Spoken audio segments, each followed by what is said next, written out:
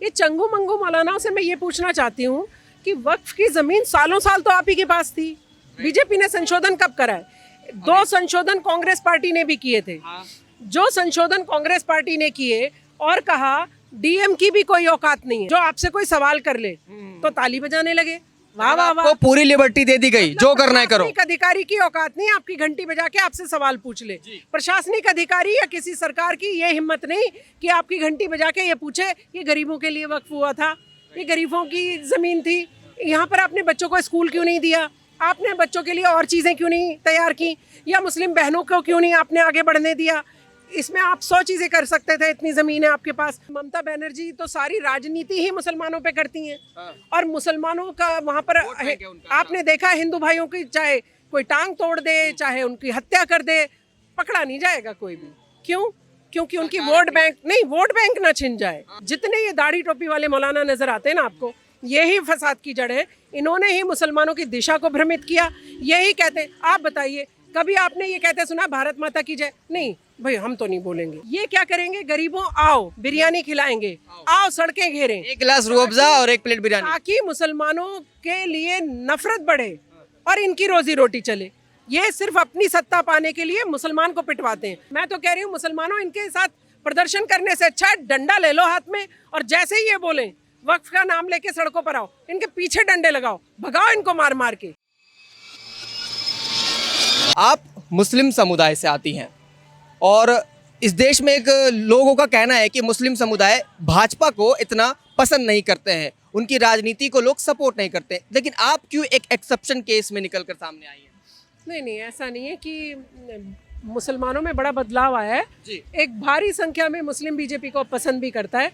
और मैं कहती हूँ इसमें बीजेपी या कांग्रेस या किसी और पार्टी के नाम की बात नहीं है। ठीक है। जो भी मुसलमान को देश से जोड़ने का काम करेगा, जो भी मुसलमान को अपलिफ्ट करने का काम करेगा, जो भी मुसलमान को पढ़ाई की तरफ लेकर जाएगा, शिक्षित बनाएगा, आर्थिक रूप से संपन्न करने की तरफ लेकर जाएगा, उसकी जिंदाबाद मुसलमानों को लगानी चाहिए।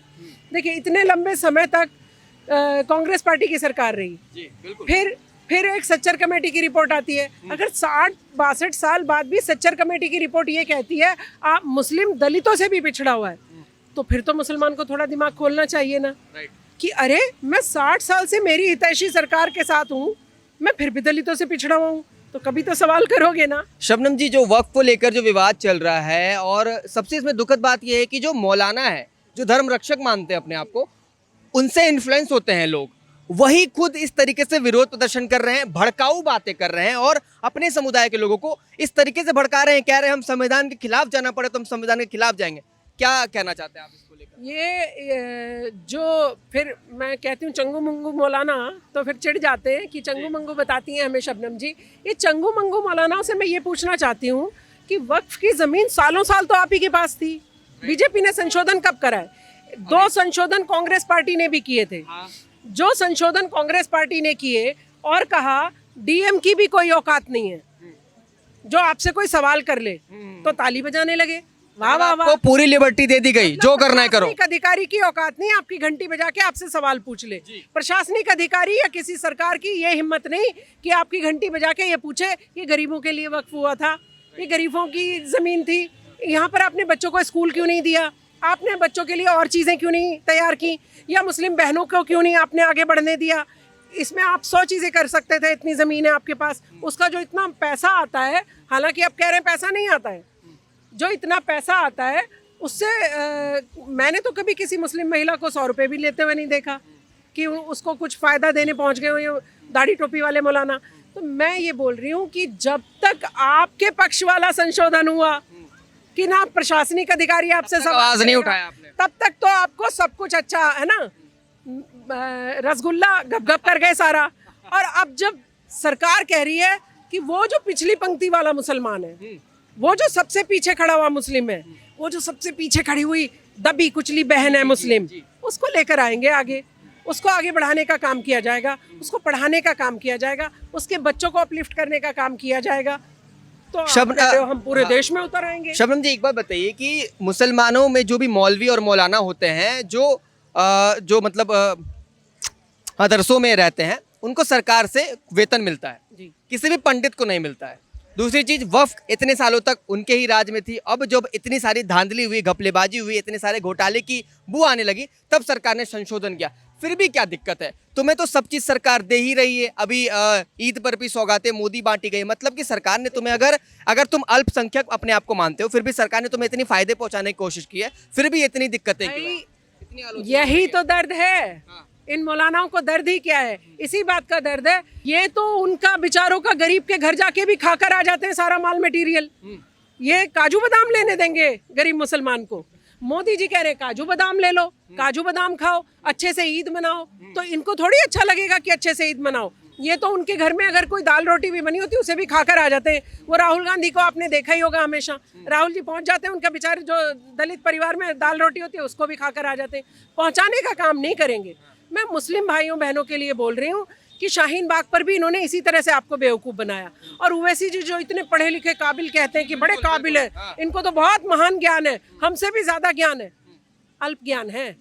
वो जो वक्फ की संपत्ति जो खुद ओवैसी जी के पास है वो ना छिन जाए, सिर्फ उसलिए उछल रहे हैं। अब मैं इसीलिए वो इतना ड्रामा कर रहे हैं। के माध्यम से एक चीज़ और कह रही हूँ, ये जितने मौलाना हैं ये अपने बीवी बच्चों को क्यों नहीं बिठाते हैं प्रदर्शन में? आम गरीब मुसलमान को क्यों निकाल निकाल कर लाते हैं? पोस्टर लगे तुम्हारा कि तुमने सड़कें घेर रखी हमारे हैं। नाम पर हम थोड़ा सा मीडिया में बाइट ले लें। पिटाई पिटाई हो आम बेचारे गरीब मुसलमान की, जिसे वक्फ का पता भी नहीं है कि क्या चक्कर है। अभी आपने देखा होगा जंतर मंतर पे खड़े हुए और पूछा तो इनको ये भी नहीं पता था वक्फ में प्रॉब्लम क्या हुई या संशोधन क्या हुआ, ये भी नहीं पता था। तो ठीक है, हम हैं, अवेयर करेंगे, जागरूक करेंगे, किसको फायदा पहुंचेगा बताएंगे आपके माध्यम से। ये क्या करेंगे? गरीबों आओ बिरयानी खिलाएंगे, आओ सड़कें घेरें, एक गिलास रूह अफ़ज़ा और एक प्लेट बिरयानी, ताकि मुसलमानों के लिए नफरत बढ़े और इनकी रोजी रोटी चले। ये सिर्फ अपनी सत्ता पाने के लिए मुसलमान को पिटवाते हैं। बरसों बरस बीत गए, अब भी मुसलमान अगर जागरूक नहीं हुआ ना, मैं तो कह रही हूँ मुसलमानों, इनके साथ प्रदर्शन करने से अच्छा डंडा ले लो हाथ में और जैसे ही ये बोलें वक्फ का नाम लेके सड़कों पर आओ, इनके पीछे डंडे लगाओ, भगाओ इनको मार मार के। मैडम इस देश के मुसलमानों की आखिर दिक्कत क्या है? या तो वो पढ़े लिखे कम है, या फिर शुरुआत से ही गरीब मुसलमानों को पढ़ाया ही नहीं गया है, उनको शिक्षित बनाया ही नहीं गया है। नहीं, गरीब मुसलमानों को पढ़ाई की तरफ लेकर जाते अगर तो मुसलमान थोड़ा दिमाग नहीं खोल लेता अपना, तो मुसलमानों का दिमाग थोड़ा इधर उधर भी देखने लायक होता। अब इन्होंने रखा बंधुआ मजदूर बनाकर। आप बंधुआ मजदूर हैं, हमने चेन डाल रखी है आपके पैर में, ये मैं सच बता रही हूँ। मुसलमानों को चेन डाल के पैर में, हम जहाँ तक चेन छोड़ेंगे उतना ही देखना है आपने। इसीलिए मैं हमेशा कहती हूँ अल्लाह का इस्लाम मानो, मुल्ला का इस्लाम मानो ही मत। ये मुल्ला ही है सब फसाद की जड़। जितने ये दाढ़ी टोपी वाले मौलाना नजर आते हैं ना आपको, यही फसाद की जड़ है। इन्होंने ही मुसलमानों की दिशा को भ्रमित किया। यही कहते हैं, आप बताइए कभी आपने ये कहते सुना भारत माता की जय? नहीं भाई, हम तो नहीं बोलेंगे। आप भी एक मुस्लिम महिला हैं, आप क्या कहती हैं ये बात? अरे भारत माता, अरे जिस भारत में रहते हो, जिस भारत की रोटी खाते हो, उसकी जयकार लगाने में किसको तकलीफ है? और कहीं इस्लाम धर्म में नहीं लिखा है कि, इस्लाम धर्म में लिखा है आप जिस देश की रोटी खाते हैं उसके कानून को फॉलो करिए। देखिए हम सब प्रॉफिट मोहम्मद के फॉलोअर हैं, तो जो जिनके हम फॉलोअर हैं, जिस पर इस्लाम टिका हुआ है, जो बुनियाद पे हम लेकर चलते हैं, वो हमें सिखा रहे हैं कि आप जिस देश में रहते हो, जिस देश की रोटी खाते हो, उस देश के कानून को फॉलो करो। और ये कहते हैं भारत माता की जय नहीं बोलेंगे, हम वंदे मातरम नहीं बोलेंगे। भाई आप क्या बोलोगे कि आओ आओ शाहीन बाग बनाएं? अब नहीं बोलने दिया जाएगा आपको। अब तो बदलाव आ रहा है और मुस्लिम भी बदल रहा है। एक बार बताइए, एक तरफ अगर प्रदर्शन देख रहे हैं तो एक तरफ लड्डू बांटते हुए मुस्लिम भी आपको नजर आ रहे हैं। शबनम जी, आप खुद एक मुस्लिम हैं, और एक बार बताइए, अभी जो है लगातार अगर कोई बीजेपी का सपोर्ट करता है तो उनके खिलाफ फतवा जारी होने लगता है, तो आपको ये डर नहीं है कि अगर मैं भी अगर कहीं ना कहीं बीजेपी का सपोर्ट कर रही हूँ या फिर वक्फ संशोधन का सपोर्ट कर रही हूँ, तो आपके खिलाफ भी ऐसी कुछ चीजें हो सकती है, आपको धर्म से अलग कर दिया जाएगा, तमाम चीजें कही जाएगी? इधर सुनिए, जो जिस धर्म में पैदा हुआ है, किसी के बाप ने दूध नहीं पिलाया, किसी की माँ ने दूध नहीं पिलाया कि उसे उस धर्म से अलग कर दे। कोई खुद ही धर्म बदलना चाहे तो बात अलग है। ये मौलाना जो कहते हैं ना कि अब तुम मुसलमान नहीं रहे, क्यों नहीं रहे भाई? तुम्हें कौन सा अल्लाह पाक ने सर्टिफिकेट दे के भेजा है कि अब तुम मुसलमान का सर्टिफिकेट बांटोगे? ऐसा नहीं है। मैं इसीलिए हमेशा कहती हूँ, इन मुल्लाओं से मुसलमानों को जब बचा लेंगे हम, इनके चंगुल से जब हम निकाल के ले आएंगे, तब मुसलमान देश की मुख्य धारा से जुड़ पाएगा।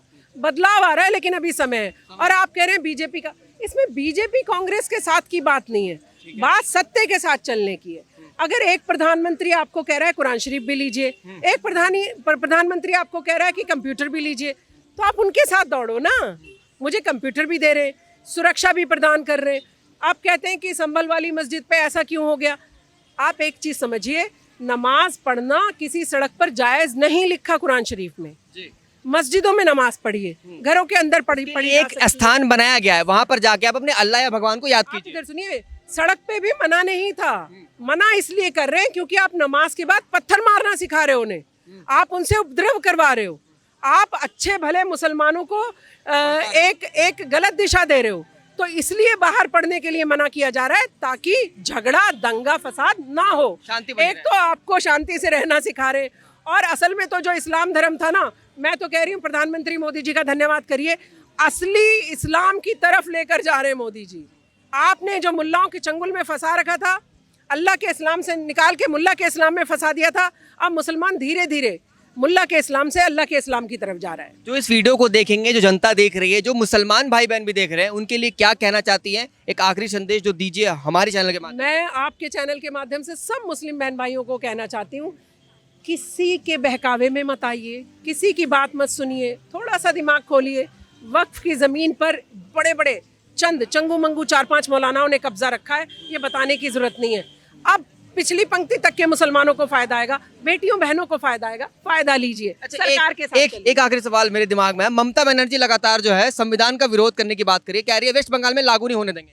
नहीं, मुझे एक बात बताइए, ममता बनर्जी तो सारी राजनीति ही मुसलमानों पे करती हैं, और मुसलमानों का वहाँ पर आपने देखा हिंदू भाइयों की, चाहे कोई टांग तोड़ दे, चाहे उनकी हत्या कर दे, पकड़ा नहीं जाएगा कोई भी। क्यों? क्योंकि उनकी वोट बैंक ना छिन जाए। अगर अपराधी मुसलमान है तो सजा मिलनी चाहिए, अगर कोई तो भी सजा मिलनी चाहिए। अपराधी हिंदू है तो भी सजा मिलनी चाहिए। और मैं हिंदुओं को कभी पक्ष में खड़ा नहीं देखती हूँ, कोई धरना प्रदर्शन करने नहीं निकलता है कि हिंदू ने अपराध किया है तो इसको छोड़ दिया जाए। अभी मुस्कान का केस, मेरठ वाला केस, मुस्कान का केस आपने देखा, कोई भी हिंदू भाई नहीं खड़ा हो रहा कि जी मुस्कान को बचाने निकल पड़े।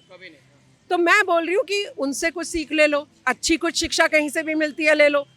ये भारत है ना, प्रेम प्यार की संस्कृति वाला देश है, सब प्रेम प्यार से रहते हैं, यहाँ हिंदू मुस्लिम वाद नहीं है। लेकिन जब आप उकसाकर भड़काकर मुसलमानों का चेहरा आगे रखेंगे तो बदनाम तो मुसलमान होगा ना।